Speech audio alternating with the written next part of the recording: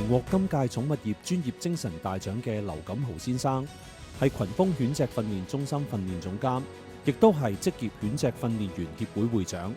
劉錦豪年少嘅時候，眼見唔少虐狗個案，令佢立志投身訓練狗隻嘅行業。1988年前往台灣學習犬隻訓練及訓練警衛犬嘅技巧。回港之後，曾經同保安公司合作，提供警衛犬服務。其後更加拓展寵物犬訓練市場。劉錦豪同工聯會一同開設訓練狗狗嘅興趣班，長達11年之久。佢坦言當初係頂硬上，但係學生喺課後站立拍掌，令佢大受鼓舞。佢更加曾經教授工聯會最昂貴學費嘅課程。2003年，佢獲得美國犬隻協會 CGC 評審員資格，並且大力喺香港推廣 CGC 課程，認為咁樣可以簡單有效咁教識主人訓練狗狗。劉錦雄認為訓犬唔只係要教狗，更重要嘅係教人，亦都藉住訓練好狗狗行為，減低犬隻被棄養嘅機會。寵物業專業精神大獎得主劉錦豪先生，恭喜晒，實至名歸啊！我哋同時亦都請香港寵物業商會會長李國威先生為我哋頒出呢個獎。恭喜晒，一句頂硬上啊！果然就係一個專業精神，恭喜晒！再次熱烈嘅掌聲，恭喜劉錦豪先生。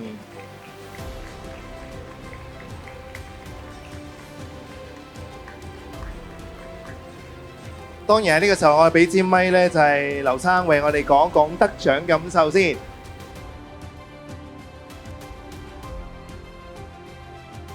多謝大會頒呢個獎俾我啦，多謝商會嘅提名啦，最大嘅感受啊，最開心嘅感受就係喺威哥手上攞呢個獎。我會努力啲㗎啦，威哥。仲有冇一啲嘅係啦或者意見啊？未來我哋應該要點樣會做得更加好呢？即係用你嘅專業精神話俾我哋知，我哋又應該要再抱住啲咩嘅態度去再為我哋嘅業界做得更好啊？